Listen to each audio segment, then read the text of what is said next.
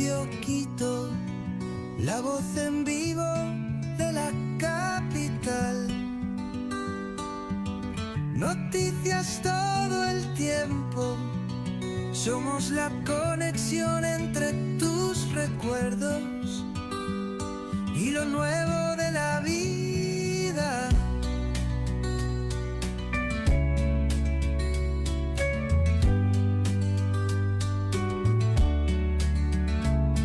Vivimos intensamente contigo, te acompañamos cada día con noticias del Ecuador y del mundo.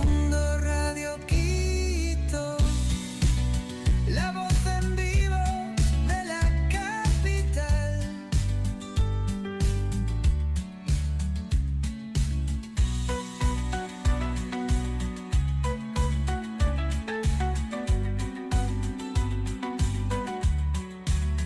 Radio Quito, la voz en vivo de la capital.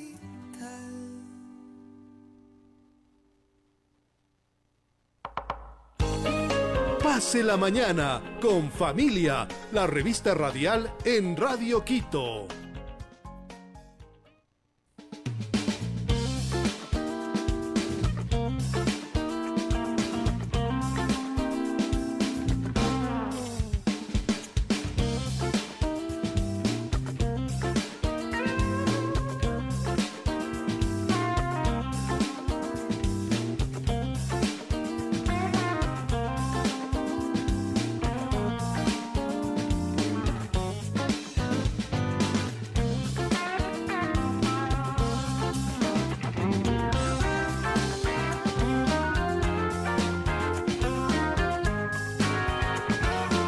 Son las 9 de la mañana con 36 minutos. Y amigos, empezamos en nuestro segmento de psicología a hablar de un tema que es importante tocarlo. Sí, un tema que cada vez se ve más en los medios de comunicación. Lamentablemente se han dado muchos casos de violencia dentro de las instituciones educativas y también de abusos. Abusos que pueden ser entre compañeros, abusos que podrían darse inclusive entre personas con cierta posición de poder frente a los chicos.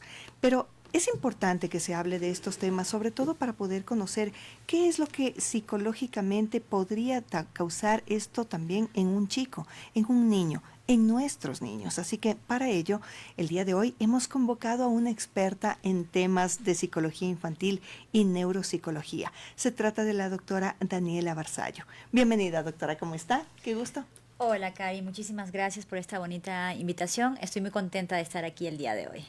Doctora, este es un tema delicado y hay que tomarlo con pinzas. Sin embargo, es un tema de aquellos que decimos hay que hablarlos, porque si no muchas veces pues pensamos que son situaciones que deben callarse, que deben normalizarse o simplemente no hablarse. ¿Esto es correcto?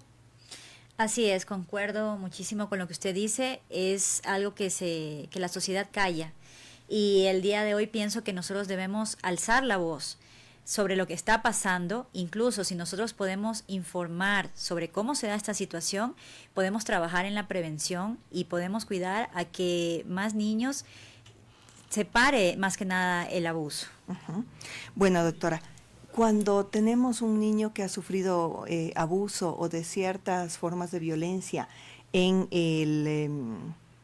el colegio, por ejemplo, ¿esto se refleja, se puede identificar en el comportamiento de los niños? ¿Cómo podríamos nosotros darnos cuenta de que hay esas señales sutiles que reflejan que el comportamiento del niño está cambiando?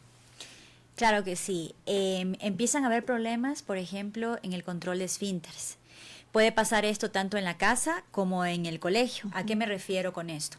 A que empiezan a haber regresiones. Un niño empieza a hacerse pipí por las noches, empieza a tener problemas con la defecación, problemas para ir al baño, mucho dolor. Son rasgos, ¿no?, a nivel físico que se pueden ver. Ver si hay rastros en su cuerpito, ¿no?, si hay moretones, si hay rasguños.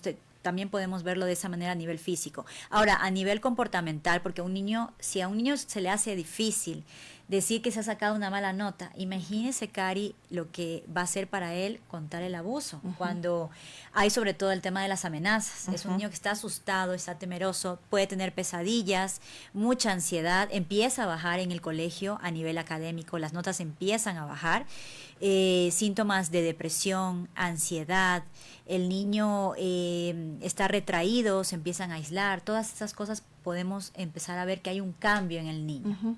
Y muchas veces podemos preguntarles qué te pasa y claro, se ven bloqueados, se ven ante esta imposibilidad de poder hablar, no se atreven ni a nombrar lo que les está pasando.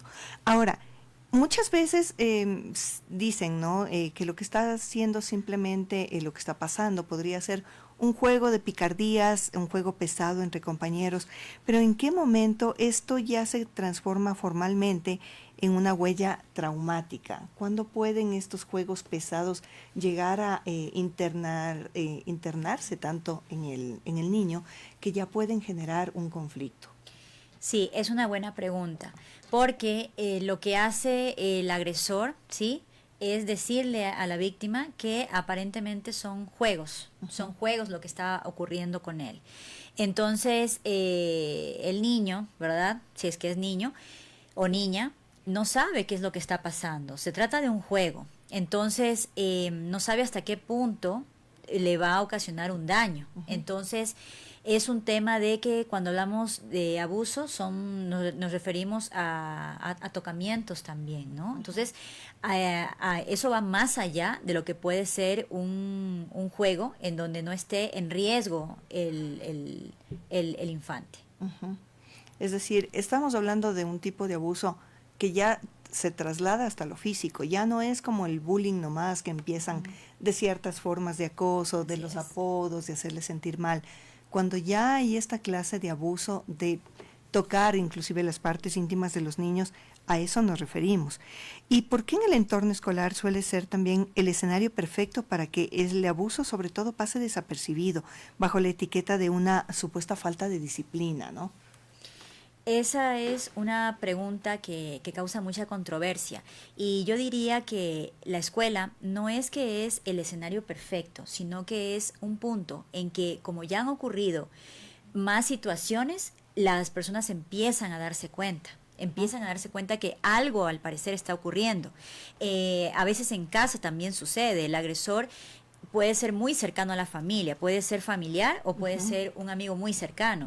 Entonces, por esa razón también es que no se llegan a saber muchas situaciones que han ocurrido de esta manera. Pero en la escuela, al darse con más estudiantes, la gente empieza a darse cuenta, a referir, las madres han referido, ¿no? Algo le está pasando a mi hijo, también conversan con las demás. Entonces, esto empieza a salir a la luz, por decirlo así. Y también podría verse como que no, es que este niño se porta mal porque no quiere socializar. Muchas veces lo que tratan es de protegerse, ¿no? Y por eso podrían llegar a tener mala relación inclusive con sus compañeritos. Así es, los niños empiezan a comportarse de manera diferente, o sea, y nosotros podemos darnos cuenta que algo sucede. Y cuando a nivel físico empiezan a darse cuenta de que algo más está pasando, y es lo que hemos visto, ¿no? Al anuncios publicados que han comentado algunas madres lo que han pasado de cosas similares a algunos niños, entonces empieza a haber una investigación y pues han descubierto algunos casos. Claro, desde la neuropsicología, doctora, ¿qué puede suceder en el cerebro de un niño que vive en ese estado de alerta constante, inclusive dentro del aula? Es decir, no se puede ni concentrar en estudiar porque está con la angustia de todo lo que le está pasando. Lo que pasa a nivel neuropsicológico, a nivel cerebral, es que la amígdala, que es una parte del cerebro donde está toda la parte emocional, ¿sí? La parte emocional empieza a afectarse y empieza a estar alerta, ¿sí? Alerta es de que hay un peligro, ¿sí? Un alto nivel de ansiedad. Entonces, la amígdala está alerta todo el tiempo, el niño siente que está en peligro y que todo el tiempo le puede pasar algo. Entonces, son niños que les va a dificultar poner atención a clases, poder hacer las actividades que tienen que hacer dentro del aula, y de esta manera se ve afectado y las notas por ende empiezan a bajar, y muchos pues no quieren socializar porque les afecta mucho esta situación, están en constante alerta todo el tiempo. ¿Cuál es el perfil del agresor que a veces se tiende a ignorar dentro de la academia? quizá aquel que ejerce violencia por falta de herramientas emocionales, o ¿cómo podríamos reconocer a un agresor? Esa es una buena pregunta, ¿sí? Porque es muy difícil reconocerlo a simple vista. Uh-huh. Esto tiene que ver con muchas cosas. ¿Cómo reconocer a un agresor? Eso es un poco complejo. ¿Por qué? Porque tiene que ver desde varios modelos de psicología, uh-huh. ¿sí? Que es el modelo sistémico, de psicoanálisis, todos tienen su información sobre esto, ¿no?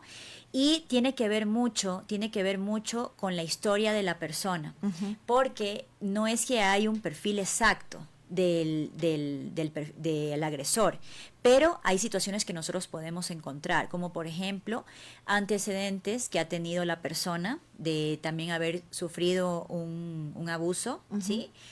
Puede haber sido en su niñez, en la adolescencia o también en la adultez, porque el abuso se repite, uh-huh. ¿sí? Cuando pasa una vez, el abuso tiende a repetirse. Quien fue víctima en algún momento puede pasar a ser victimario de adulto. Quien fue víctima, se le repite el abuso, ¿sí? Okay. Muchas veces en la adultez también o en la adolescencia. Uh-huh. Y luego puede ser que se convierta en un abusador, ¿no? Entonces, ese es un rasgo, que la persona ha tenido un abuso, ha sufrido un abuso. Y lo otro es que también pueden haber situaciones a nivel de psiquiatría, uh-huh. ¿sí? Por ejemplo, el abusador puede tener también un tema de ansiedad, un tema de depresión o trastornos de personalidad. Uh-huh. Puede haber un tema psiquiátrico allí, pero tiene que ver mucho cómo es la vida de la persona. Y a simple vista es como un estafador. Nosotros podemos conocer a muchas personas, uh-huh. y no sabemos a ciencia cierta quién puede ser estafador o no. Lo mismo pasa con el abuso, ¿sí? Uh-huh. Y generalmente son personas que, algo muy característico en el agresor es que son personas que son generadoras de confianza, mucha confianza. Y así es que hay el acercamiento hacia la víctima y se llega a realizar. En cuanto a lo que son los centros educativos, ¿cuál debería ser el enfoque que deben tener los centros educativos para tratar el tema de violencia y abuso?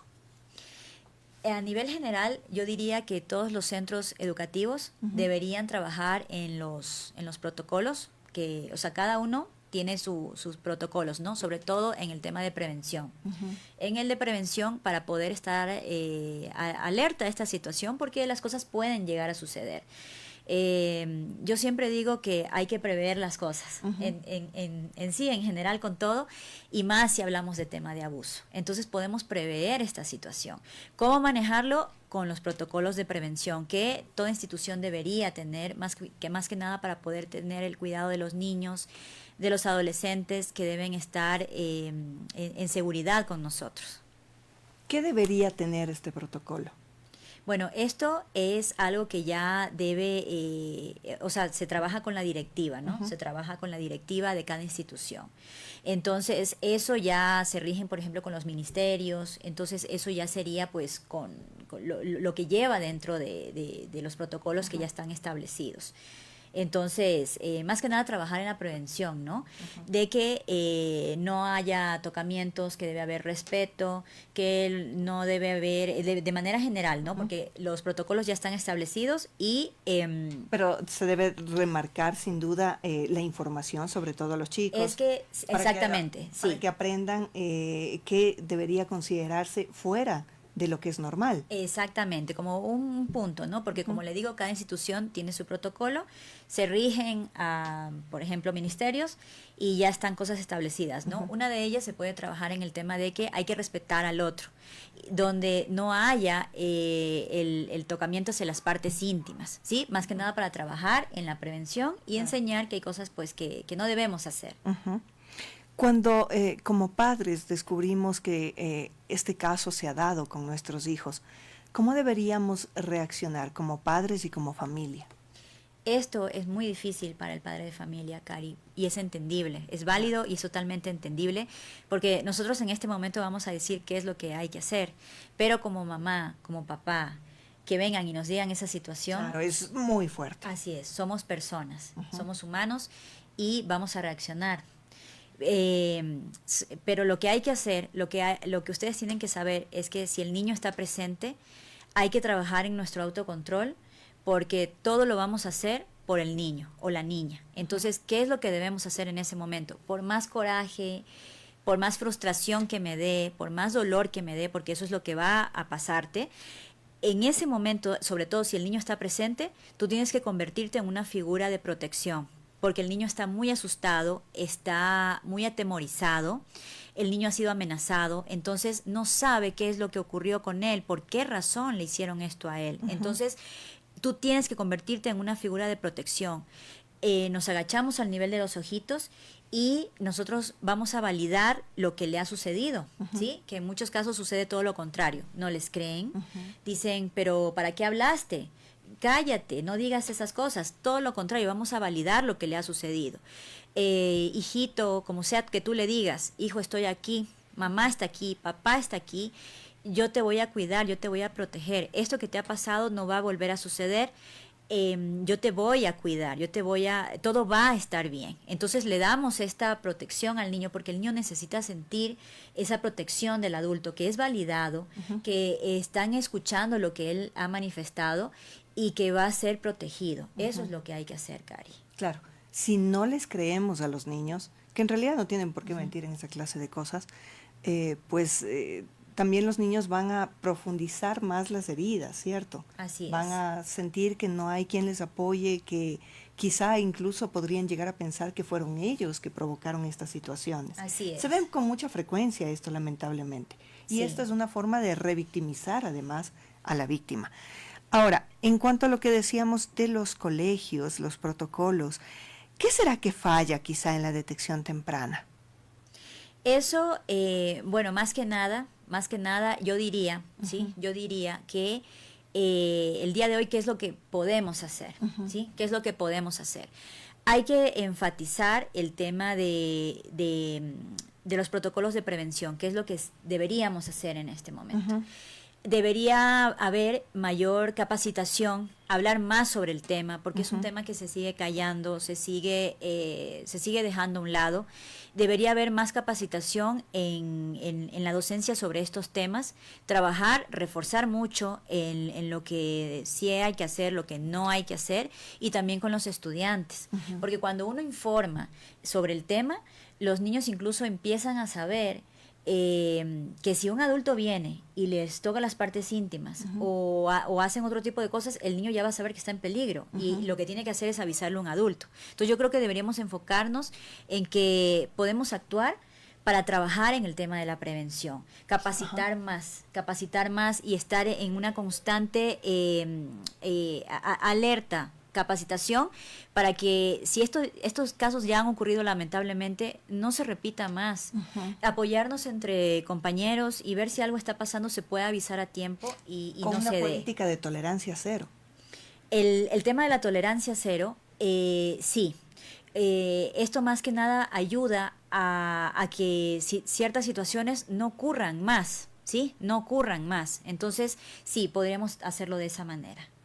¿Cómo se reconstruye la confianza en un niño, en la autoridad, después de haber sido quizá traicionado o sentirse que no ha sido protegido? ¿Cómo podríamos nosotros ayudar para que el niño vuelva a tratar de sentirse seguro también en su espacio? Sí, si el niño no lo ha pasado bien en la institución educativa en la que está, pues lo más seguro es que lo cambian, ¿no? Lo cambian de colegio, y lo que tenemos que nosotros hacer es trabajar también desde la institución, ¿no? Desde la institución. ¿Cómo lo puede hacer la escuela? Diciéndole al niño que estamos ahí para él, que va a estar bien en este nuevo colegio, que nos preocupa su seguridad, que él esté bien, que todo va a estar bien, y en casa hay que trabajar muchísimo. En casa hay que trabajar muchísimo. Hay que reforzar esto, ¿no? Hay que reforzar, sí, hay que reforzar en el sentido de hijo, estoy aquí contigo, esto que ocurrió no va a volver a suceder, tú estás bien con nosotros, vamos a estar contigo, estamos para ti. Y hay que desbloquearlo, Cari. Hay que desbloquearlo porque son niños que se atemorizan, se llenan de mucha angustia y están asustados a veces hasta de salir de la casa. Esto cambia, ¿no? No en todos los casos son iguales. Y nosotros siempre vamos a ver cómo se siente un niño por su comportamiento. Entonces hay que desbloquearlo.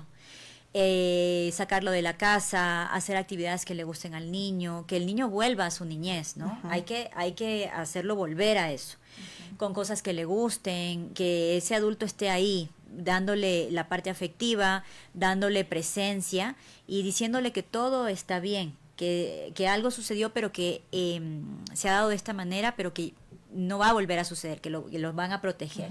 De esa forma, Cari.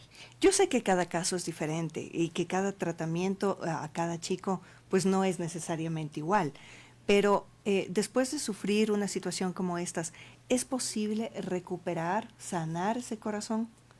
Sí se puede, Cari. Ahora, está el tema de que más a veces, según la edad también, ¿no? Porque obviamente les va a ayudar mucho la terapia, pero a veces si es muy pequeño, con quien más vamos a trabajar es con los padres. Con los padres, con la mamá, porque la mamá es la que da esa seguridad. Y si la mamá ha sufrido abuso, puede pasar esos miedos. Entonces hay que trabajar con la mamá también, sobre todo, no con los padres, para que puedan generar seguridad al niño, den tranquilidad. Y sí se puede, pero está el tema de cómo va a encaminarse el tratamiento de recuperación de esa persona. Entonces hay que decirle, tú puedes, esto pasó, pero estamos contigo, tú vas a poder, hijo, y esto que sucedió no va a volver a suceder. Entonces hay que darle esas herramientas. El niño tiene que tener, o el adolescente tiene que tener su red de apoyo, ¿sí? Tiene que tener su red de apoyo. Si los papitos me están escuchando, por favor, ustedes siempre hablen con sus hijos, traten de tener una buena comunicación con ellos para que en el momento que algo suceda, tú seas la primera persona en quien van a acudir si algo les llega a pasar. Y más que nada está el tema de que esa persona tenga un buen camino. Y más adelante son personas que incluso se convierten en quienes van a ayudar a otros. Y eso es lo bonito de ver, ¿no? Cuando se puede reconstruir. Claro que sí, pero claro, para esto sí necesariamente tiene que tener la ayuda profesional, porque para los padres, por más amor que se tenga, pues se necesita una guía especializada que sepa cómo conducir este camino de recuperación y para ello siempre se mantendrá la necesidad de tener un profesional de su mano. Doctora, ¿usted ha tenido casos similares? Sí. Nosotros en nuestro centro atendemos todo tipo de casos, ¿no? No solamente casos de TDAH, autismo, sino también a nivel emocional, ¿no? A veces a nivel afectivo hablamos, ¿no? De separaciones de los padres, cosas así, ¿no? O de bullying, obviamente también hemos tenido casos de abuso. ¿Y qué tan abiertos suelen llegar los chicos a terapia en ese momento cuando tienen esta clase de situaciones en su carga, ¿no? En su carga de peso emocional? Eso es diferente, Cari. Yo siempre digo que el paciente que entra por esa puerta es un mundo distinto, es un mundo diferente. Y por más que haya pasado la misma situación, siempre va a ser distinto en cada caso. Y también depende de mucho también cómo es la personalidad del niño, qué tan traumático fue la situación, qué fue lo que pasó. Entonces, nosotros vamos abordando según la edad, cómo ha sido el caso y qué es lo que vamos a trabajar, ¿no? Pero trabajamos mucho según la edad. Si son muy pequeños, es recomendable trabajar más con los padres, porque hay que desbloquear al niño, hay que ayudarle a que él vuelva, ¿no? A que él vuelva a ser sí mismo, hay que ayudarle en ese camino. Y para hacer eso necesitamos que los padres se empiecen también a tratar, porque el niño sale de la terapia, pero si no trabajamos el entorno familiar también, todo sigue igual. Entonces, si son muy pequeños, trabajamos más con los padres. Claro, para que sirvan de apoyo a este tratamiento, pero también para que ellos sanen, porque como usted bien nos decía, cuando se recibe esa clase de noticias, pues también los padres sufren, tendrán mucho coraje, inclusive, bueno, tendrán ganas de ir y no solo reclamar al victimario. Así es. Así que sí, es una situación muy problemática ¿cómo podríamos nosotros tratar de evitarla como sociedad? Ya fuera de lo que es la institución educativa, ¿qué nos hace falta como sociedad para tratar de ponerle un alto a esto? Yo creo que debemos seguir trabajando en la información, en romper esta barrera que hay sobre el tema de callar, sobre el tema del abuso, ¿sí? Sobre el tema del abuso. que ya también en redes no se tenga que bajar la voz cuando se nombren estas dos palabras y podamos expresarlas. Entre más informemos, más podemos decir a los niños, adolescentes, las cosas que están pasando, no tener miedo de hablar. El niño va a saber que algo le está sucediendo, algo malo le están haciendo, y el niño lo que debe hacer, se le debe decir, tienes que avisarle. Si está en la escuela, a la profesora, en casa al adulto más cercano que tengas, para que pueda avisar. Como el niño no sabe, no se le ha transmitido esta información, no sabe qué es lo que le están haciendo, no comprende, se siente confundido. Y más las amenazas, se va a callar. Entonces debemos romper ese miedo que tenemos y hablar más las cosas, enseñar a los niños y seguir trabajando en el tema de difundir la información para evitar que haya más casos de abuso. Así es. Bueno, le agradecemos muchísimo a la doctora Daniela Barzallo. Ella es psicóloga infantil y neuropsicóloga. Queremos saber dónde podemos encontrarla, doctora. ¿Cómo la contactamos? Sí, Cari, nosotros somos un centro de neuropsicología que se llama Daniela Barzallo, lleva mi nombre. Atendemos a niños, adolescentes y adultos. Estamos cerca del Mall El Jardín, cerca del agua potable, y pueden comunicarse al número 0999-237151. También nos pueden encontrar en nuestras redes como Neuropsicología Infantil S, tanto en Instagram, Facebook y TikTok. Muchísimas gracias a la doctora Daniela Barzallo, psicóloga infantil y neuropsicóloga, que el día de hoy, bueno, nos ha dado más detalles y sobre todo pautas de cómo tratar este tema de la violencia y abuso en los centros educativos y cómo afrontar estas situaciones. 10 de la mañana en punto, conectémonos ya con el sistema informativo Platinum. Vicente F., considerado objetivo de alto valor y uno de los principales líderes del grupo delictivo organizado Los Lobos. La detención se dio durante el operativo Gran Fénix 02.